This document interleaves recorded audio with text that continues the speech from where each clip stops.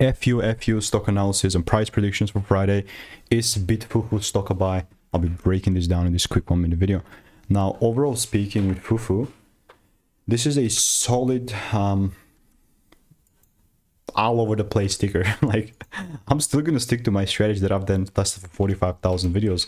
But what the hell is this price action, man? What the hell? Like, if I really look at it from a bottom line, technically it's very strange, right? Because higher time frame, look, see the direction. But then lately it started shifting up, and it's not going to be a bullish market unless I see more shifts above 456, which is getting close.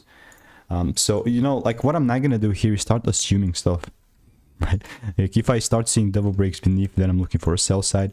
In the meantime, everything else would just rather be noise. Right? So it depends whether we break the top or the bottoms here. So let me know what is your opinion. This is not forever, this is for now. I'm not straight selling, I'm just waiting.